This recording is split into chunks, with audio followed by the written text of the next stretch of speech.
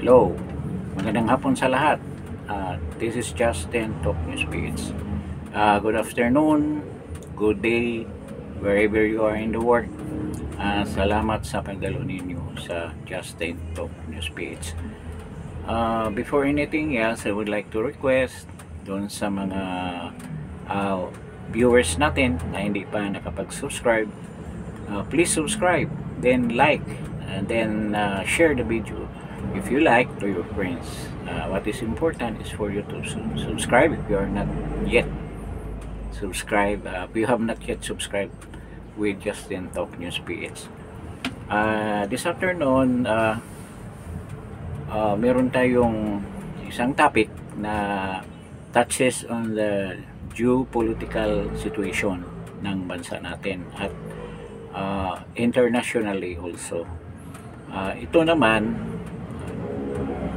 medyo na vlog ko na rin last couple of vlogs ago, and I've been talking about this with regards to the conflict that is happening in the South China Sea with China and the Philippines.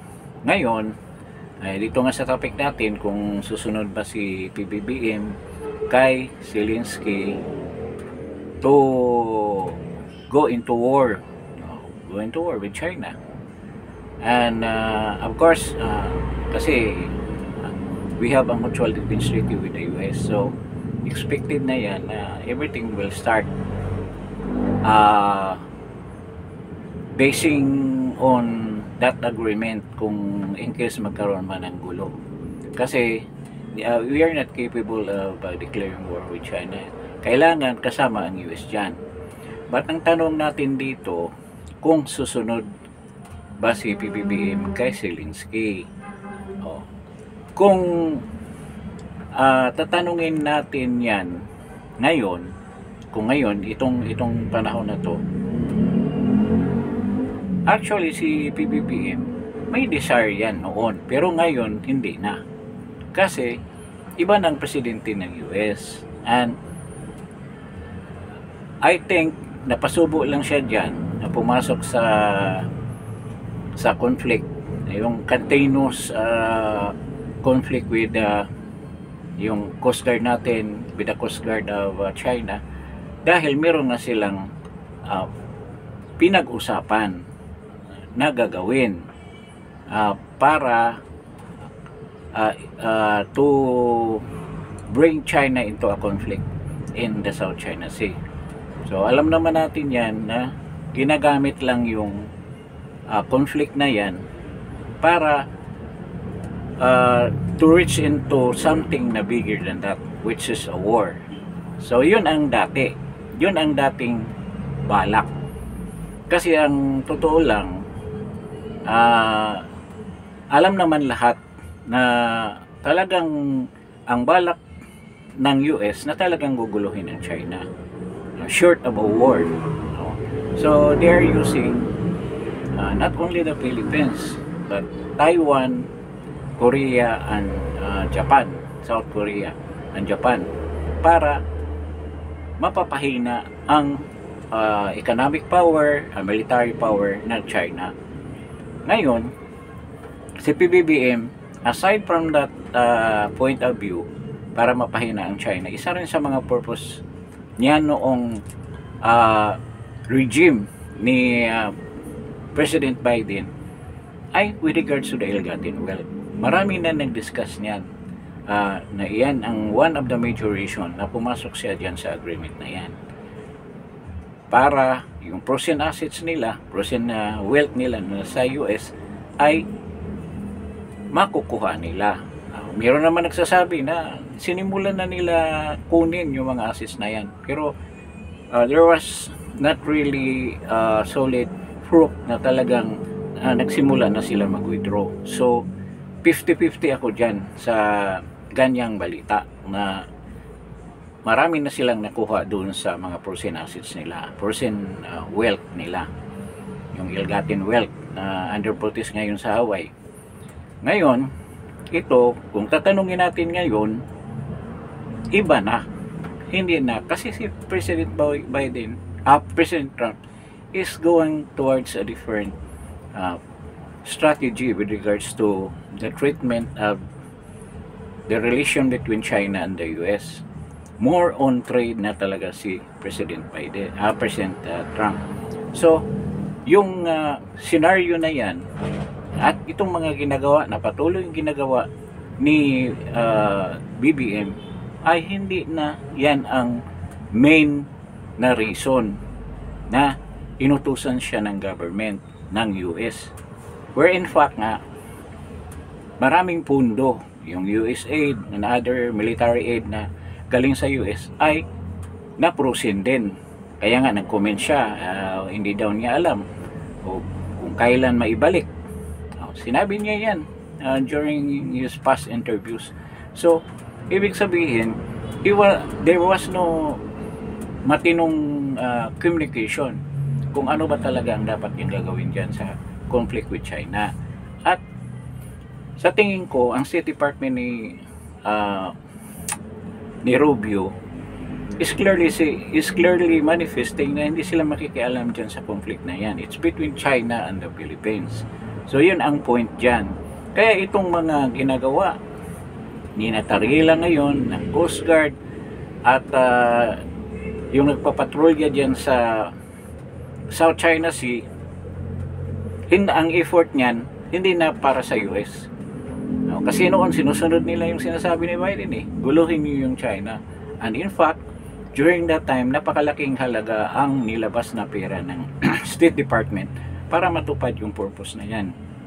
Balita ko multi-million ang linabas. At marami pang mga tauhan dyan sa media natin na nasa payroll. Marami dyan na binabayaran para lang i-demonize ang China. Yan ang katotohanan. Funded by the US yun. Kaya nawala na yung US aid, yung Omidyar sa Rappler. I don't know kung hanggang ngayon nakakatanggap pa sila ng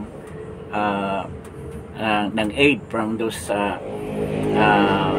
shadow agencies ng CIA, ang National Endowment for Democracy. Ito yata nagpupundo ng Vera Files. So, ngayon, iba na ang policy ng US government under President Trump with it has initiatives for peace and prosperity. Yun ang gusto niya mangyari. Pero maraming mga comments with regards to that. Maraming views kung bakit napunta si President Trump sa ganyan posisyon. Pero sa akin, it is clear na talagang si President Trump gusto lang ng negosyo. O gusto lang niya na ayaw niya ng conflict. Maraming beses na natin minention yan dito. So, dito sa status kayo ni PBBM, bakit patuloy pa rin niyang ginugulo ang South China Sea? Nandiyan lang yung Coast Guard ng Pilipinas at ang Coast Guard ng China, and both countries are claiming, tayo nagkiklaim na atin yan. So totoo na, atin naman talaga niyang special economic zone. Atin naman yan. There's walang walang argument. Atin talaga yan. Pero kiniklaim rin yan ng China. Di ba? So there is a conflict. Kaya hindi natin maalis na ayaw rin ang China umalis dyan dahil kiniklaim din nila na sa kanila yan na meron na nga tayong demanda which is unilateral lang. Tayo lang ang nandoon sa hearing na yon, settlement na yon, wala rin. Hindi rin ma-implement ng gusto. So ito ngayon, itong lahat ng ginagawa ni PBBM, this is only the mere reason for this is for political advantage. Bakit nasasabi ko yan? Na ginamit niya itong sitwasyon na to sa West Philippine Sea, kung sabihin niya, or para sa akin, wala namang West Philippine Sea, tama naman si Congressman Marcolita merong South China Sea, pero walang West Philippine Sea. Ang ginagamit lang ito ngayon dahil alam na ni PBBM na hindi na siya tutulungan with regards to that conflict with China in the South China Sea. Kaya nag-iba siya ng strategiya. O ano itong strategiya na to? Political gimmick na lang ang ginawa niya. Bakit? Kasi maraming Pilipino na hindi pa alam kung anong real score dyan, anong totoong score. So tinatakot ang mga Pilipino na sinasabi, yung Palawan daw, baka i-occupy na ng China. Yun ang nasabi para naman madungisan nila ang mga vlogger at mismo si President Duterte at saka si BP Sara mabansagan na pro-China. Yun lang ang purpose nila right now. Kasi wala na yung dimension na ma-involve yung US sa conflict na yan. Kasi ayaw nga ni President Trump ng gulo, ayaw niya ng conflict. Ngayon, ginagamit nila ito dito sa eleksyon na to. Na ang mga Chinese malapit na atake sa Pilipinas, tapos sasakupin na tayo sa province, at yung mga Duterte ay mga pro-China. Yung ibang mga vloggers na pro-Duterte ay pro-China.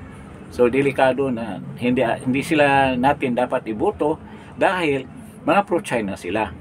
So yun ang linyahan nila for this election. Yun ang linyahan nila. Isa sa mga linya na ginagamit ni PBBM yan.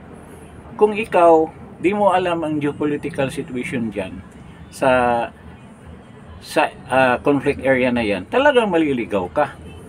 Di mo alam kung anong nangyari na katotohanan dyan. Wala na yan. Ayaw ni President Trump ng gulo, ayaw niya ng conflict. Kung meron man kayong territorial dispute, you settle it between yourselves. Hindi na kailangan ng ibang tao at hindi makipag-involve ang US dyan.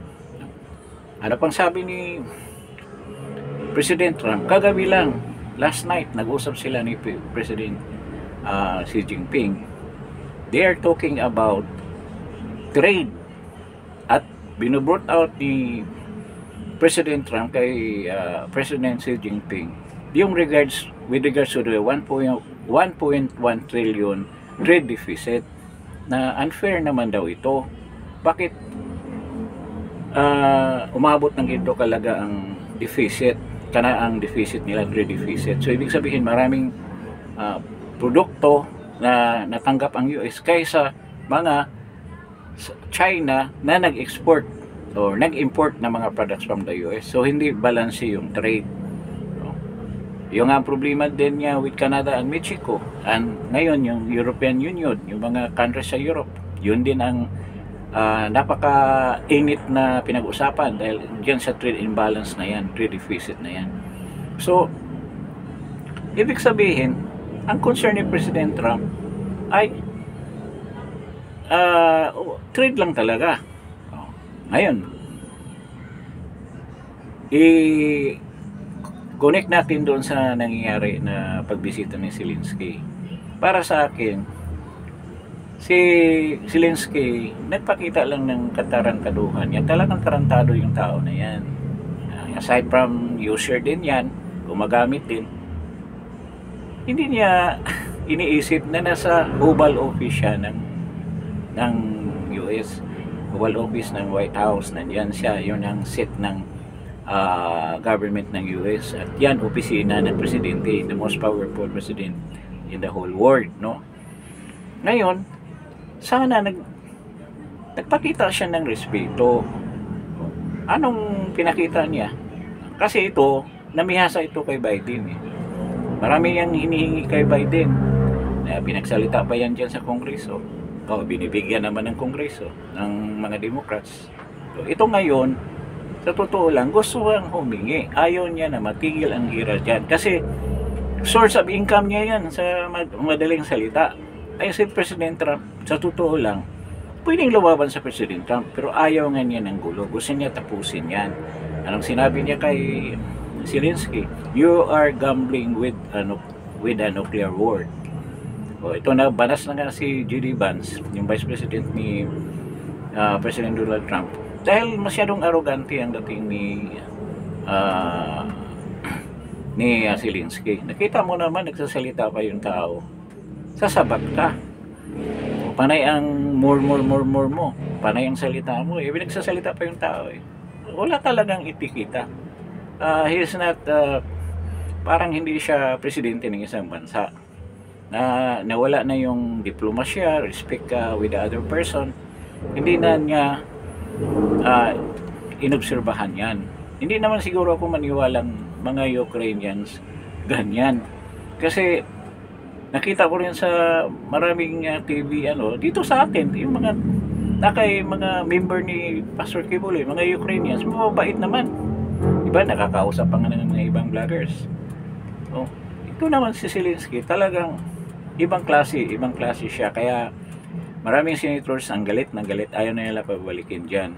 Kaya nga, nung nainis na si President Trump, pinalabas na, tinawag si Rubio, pinalabas sa White House. Ngayon, sinabihan pa siya, kung ikaw, ay yung matinding sinabi ni J.D. Vance, kasi galit na galit si J.D. Vance. Ganyan, sinabihan niya, di ba, may forced conscription ka doon sa mga bata, dinala mo doon sa gera. Pinipilit mo, forced conscription bari recruitment ang ibig sabihin. So, sabi naman ni President Trump, hindi naman niya sinabi ito kay pero marami talaga siya nakitang patay doon. Ang sobra gruesome talaga ang pangyayari. Kasi sabi nga niya, flat land yang Ukraine. Walang ibang, kung magpaputok ka sa the other side, ang magpatigil dyan, kasi mga wheat field yan walang mga kahoy na matataguan. Kung magpaputok ka ng baril, ang titigil lang daw sa baril na yung katawan ng tao. So ganyan daw ang nangyari dyan. And even he's saying, si President Trump, na millions na ang namatay dyan. Millions na ang namatay, including civilians. Mga sundalo, ang daming milyon na raw ang namatay dyan. At saka sabi niya, kung titingnan mo yun, yung mga cities nila, o mga bayan nila, parang demolition area, yung bayan, o yung city. Kasi walang nakatayong mga building na malalaki. At kung sabihin mo, kasi sa balita daw, dalawa lang ang slightly injured, sa bombing na yon ng missile, hindi daw siya maniwala yan. Kasi yan ang negosyo ko Ibig sabihin, ang dami kong tinayo din sa New York. Hindi yan matutumba yung mga building na yan, mga Stardew buildings yan. Kung hindi, talagang matindi yung missile na tumama dyan. Kaya dyan sa mga building na yan, maraming namatay. Tinatago lang ng Ukraine. Tinatago nilang Zelensky. So, napakalaking kasalanan yan ni Zelensky. Pero kung uugatin mo kasi yung gulo na yan, isa sa mga dahilan na nagsimula dahil nga gusto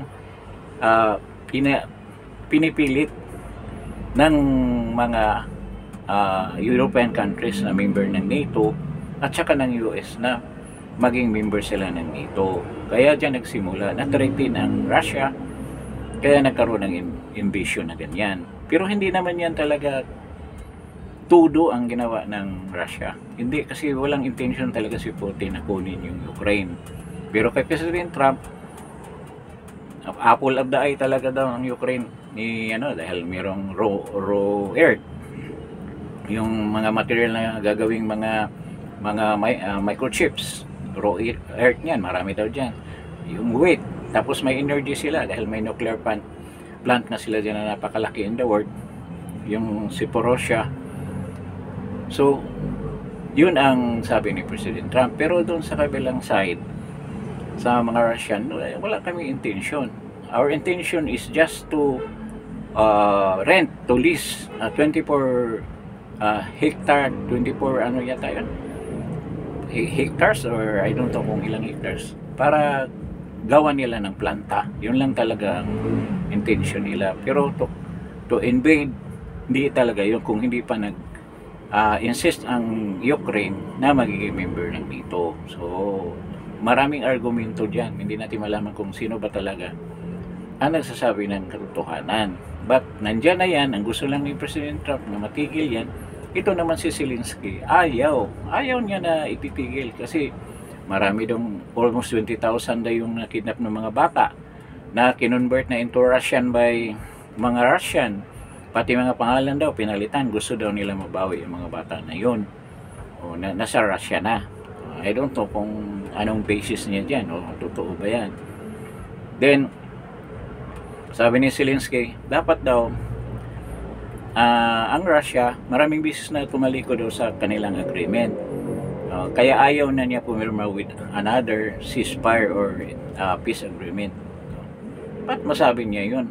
Kailan ba sila talaga solidly na nag-uusap na mag-ceasefire? I can't remember kung kailan. Nung first 7 days, sa totoo lang, yung foreign minister ng Russia, nag-usap na sila dyan ni Zelensky first 7 days nung gulo dyan sa Donbass. Pero anong nangyari, after 7 days hindi na bumalik si Zelensky, iba na kasi pala nasusula na ng mga Europeans, lalo na yung German Prime Minister, saka si Macron daw nagsasabi doon na huwag ka nang bumalik doon, at saka ang US. Kaya nagsisimula ang gira kasi alam naman natin din na ang US talaga gusto nila mapahina ang Russia.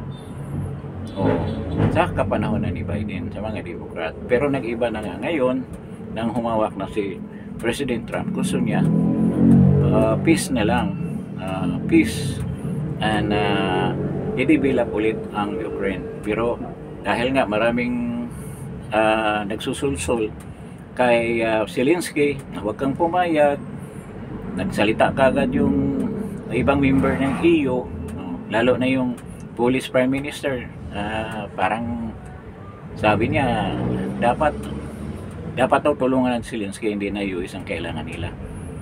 Natutulong kay Zelensky, pati yung German Chancellor, yung Prime Minister nila, nagsalita din ganyan. Iwan ko lang si Macron kung anong decision niya with regards to the support na ibibigay nila sa EU. Pero maraming mga geopolitical analysts nagsabi na tapos na yung gira na yan kung wala ang US. Kasi totoo, ang Germany nagbigay ng ilang tangke ba yun? Sandali lang, isang araw lang, wipe out na kagad ang mga tangke ng Germany. Then Poland, wala naman akong nakikita ang Poland. Sa bagay, merong Aegis dyan parang Typhoon missile, pero defensive na missile system, Aegis missile system. Parang rin, Iron Dome yan na in-install ng US dyan. So yung pag ayaw ni Zelensky na makipag-ceasefire, talaga ang European Union ang involved niyan, ang NATO tsaka European Union. So ngayon nakikita natin, dahil sabi nga ni Donald Trump, hindi na siya mag-back up sa NATO, at kailangan, kung gusto nila ng security, kung ayaw nila magbayad sa US, di gagawa sila ng sarili nilang security. Yun ang ginagawa ng Finland, Denmark, yung ibang mga countries dyan sa Baltic area. Yun ang ginagawa nila, na mag-establish ng sarili armed forces para security. Pero that's not enough sa lakas ng Russia. Pero ang Russia talaga wala namang intensyon na atakihin sila. So, yun ang sa idea ko, sa isip ko, wala ang Russia na atakihin sila. Kahit kung gusto pa na i-invade ni Putin, matagal lang tapos. Ang gusto lang talaga ni Putin dyan na makipag-usap si Zelensky. So ito ngayon, nakipag-usap na, napanas nga sila JD Vance saka si President Trump, sinabihan na si Zelensky, kung hindi pa kami nagpadala ng tulong sa'yo nung 2017 yata yun, at binensyon pa doon na yung si Obama nga raw pinadala mga MRA, yung meals ready to eat, MRA, tsaka yung mga blankets lang daw. Pero si President Trump during his first term, talagang binigyan siya ng Javelin missiles, anti-tank missiles yun, Javelin. Ngayon, kung wala pa raw yun, matagal na siya, baka isang araw lang talo na siya dahil may mga missile sila na binigyan ni President. Pasalamat pa daw, pero hindi nagpasalamat si Zelensky. Talagang tarantado rin matigas din ang ulo ngayon nagpa-interview siya. I don't know kung sino yung nag-interview sa kanya, isang media after pangyayari, nagsusuri din naman siya at nagpapasalamat kay President Trump. Pero tapos na ang lahat, hindi na siya makakabalik sa US. At sabi ni JD Vance sa kanya, kung hindi ka makipag-ceasefire, mauubos yung makipag-ceasefire sa Russia, talaga maubos yung population mo dyan, pati mga sundalo mo, matatalo ka, you will lose, sabi pa ni President Trump. So yun ang sitwasyon ngayon. At kung ihambing mo dito sa sitwasyon kay PBBM, puro lang yan papansin, sa totoo lang ang ginagawa niya. At ngayon ginagamit na niya sa politika para masira ang mga Duterte. Ginagamit niya yung xenophobia. Xenophobia na lahat ng tao matakot sa Chinese. Ngayon sinasabi, masakop na tayo sa Chinese. Kung mag-invest ba dito ang Chinese, ibig sabihin papayag tayo na maging under na sa kanya, mawala na tayong kalayaan. Ganun ba yun? How about those countries na ngayon mayayaman na? Yung lalong yumaman, lalo na Malaysia, may projects niyan. Galing sa Russia, galing sa China, then Indonesia. Sino bang nang gumawa ng yung railway system ng Indonesia? Hindi pa ang China. Ngayon, ang binuhusan nila yung Laos. Talagang maganda na yung Laos dahil nga sa aid, yung Belt and Road Initiative ng China. At marami nag-apply sa BRICS, yung new monetary system na in-establish ng China. Yung BRICS sa Brazil, Russia, India, China, at saka South Africa. So, marami na nag-apply dyan. So, yung ibig sabihin ng mga countries na humingi ng tulong ng China ay may i-invade sila ng China. O gawin na silang territory ng China. Kaya nga yun ang kulang sa kaalaman ng mga Pilipino. Kung ang China walang intensyon na hindi sila imperial, hindi sila sumasakop ng bansa. Yan ang history nila, 4,000 years na history nila, hindi pa sila nanakop ng bansa. Purely negosyo sila. Ang nila, yung prosperity, shared prosperity daw with everyone in the world. Parang nangyari sa mga Japanese noon, co-prosperity sphere, gawin nila yung Asia na co-prosperity sphere na hindi na, kasi medyo may kalupitan ang mga Japanese mag-implement ng kanilang mga gustong ibahin, implement yung mga strategiya nila with regards to economics. Kaya nauna kasi yung napaka-stricto nilang military na naging abusive. So doon nasira ang mga Japanese.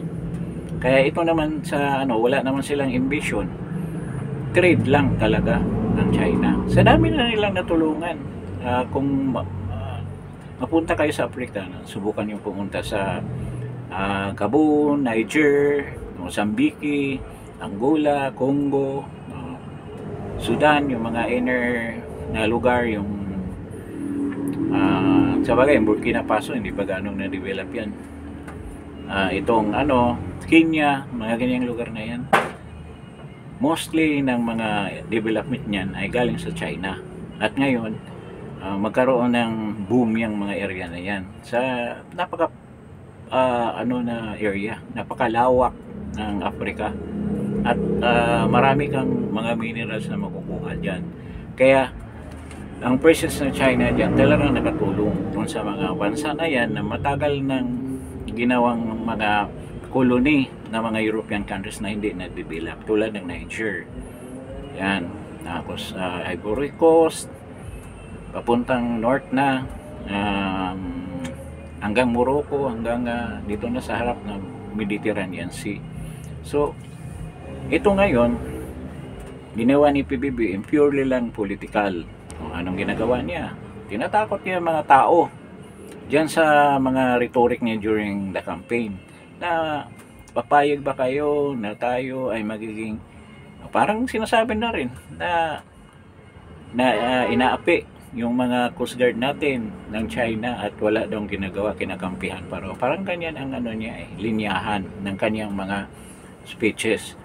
So hanggang dyan na lang siya dahil actually marami akong nalaman dyan na maraming sumusulat kay President Trump at tinatanggap naman daw yung mga sulat na criticizing this administration.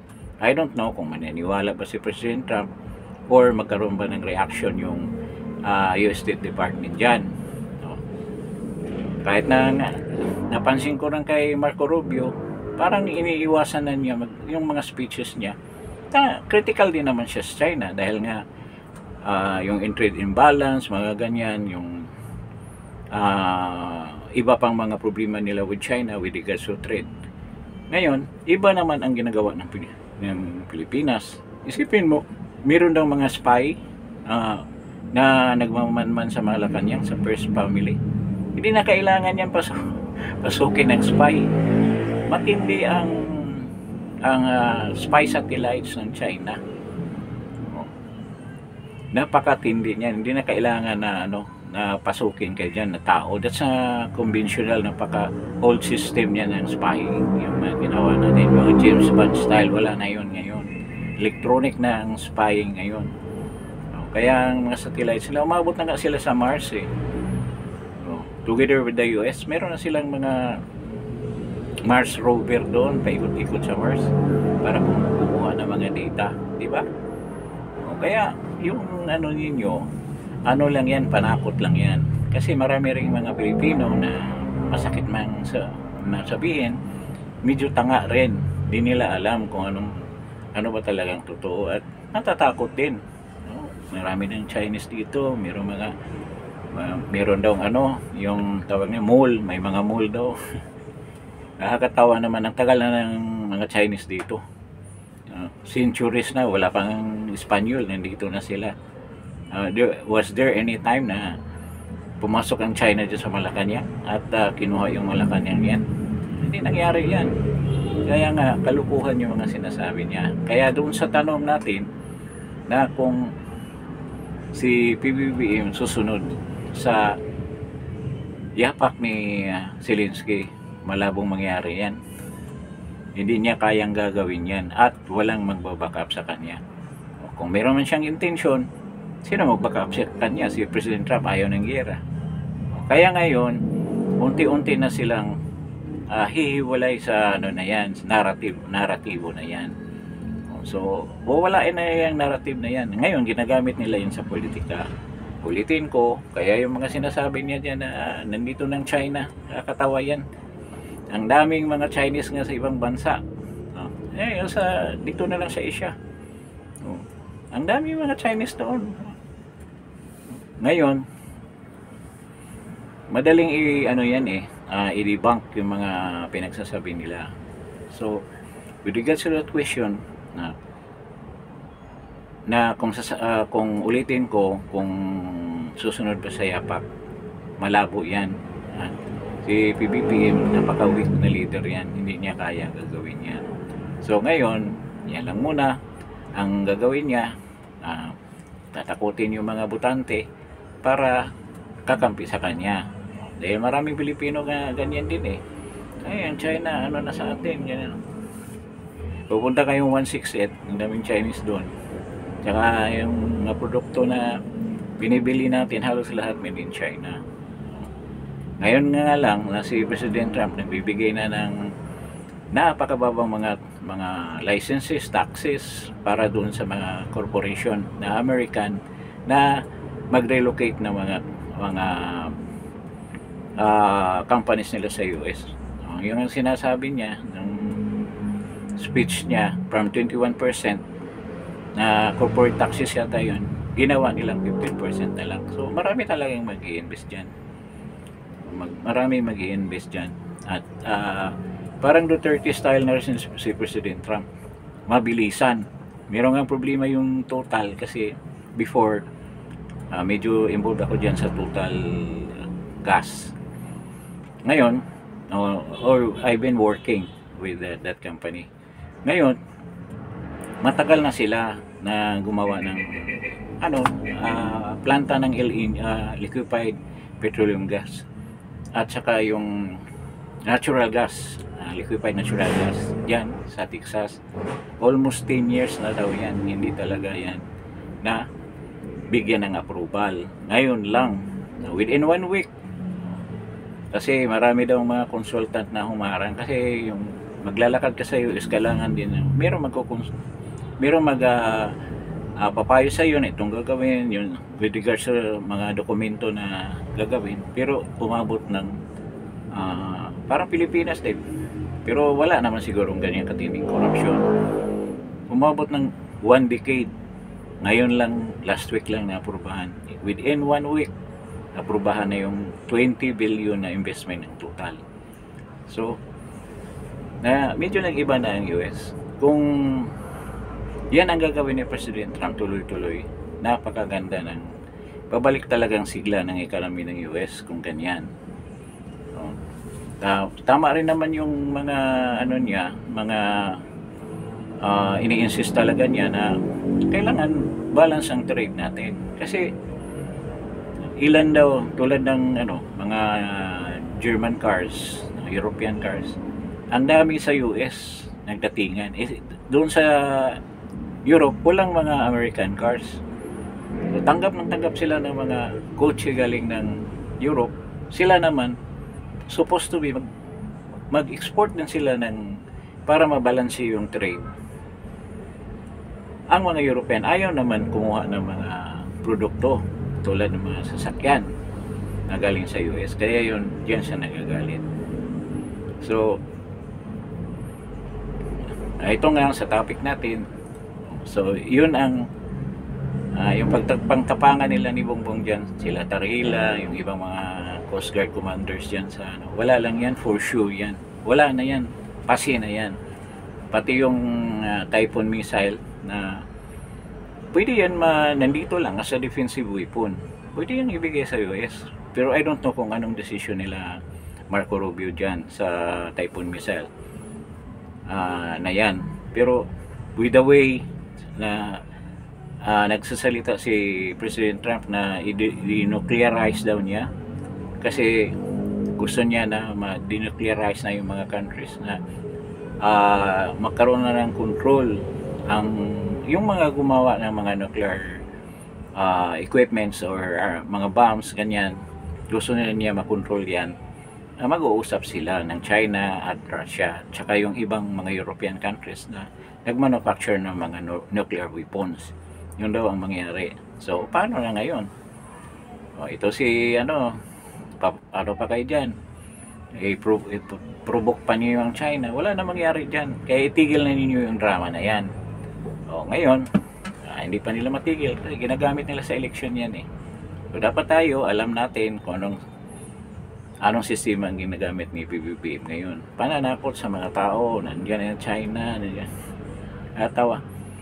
Meron pa ng survey, almost 20% of Filipinos have Chinese blood. Paano ngayon yun? Ngayon, yung pinigil yung Pogo, ngayon may Pigo na. Yung Pogo, mga Chinese ang nagsusugal noon, mga Chinese national. Ngayon, pag yung Pigo na, ang Pogo gawing Pigo, Philippine Inland Gaming Operation, maraming maluluko na naman dyan. Maraming masasadlak sa kapahamakan dyan ng mga tatay, ng mga nanay kasama na, ng mga bata na magsusugal na dito sa bayan natin. So wala nang isipin yung ibang mga tao dyan, tulad nung Isabong na puro na lang kahit nagmamaniho ng jeep na nag-online sabong. Habang tumatakbo yung jeep, naka-online sabong pa. So yan ang mangyayari sa mga Pilipino, lalo tayong hihirap dyan sa Pigo na yan.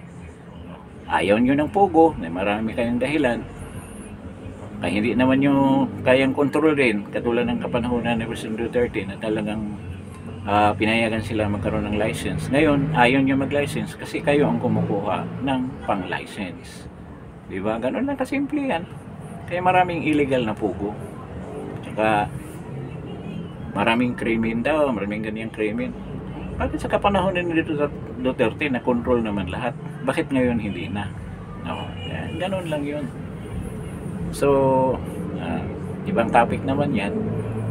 So, yan lang masasabi ko with regards to our topic sa araw na to. At salamat sa pagdalo ninyo sa channel na to, Justin Talk News Page. I hope sa sunod na mga broadcast natin, you will listen again, and I hope na you will like, share, and subscribe. Paki-subscribe naman kahit pa isa-isa lang. Maraming salamat sa inyo at see you in my next broadcast, in my next vlog. Thank you po.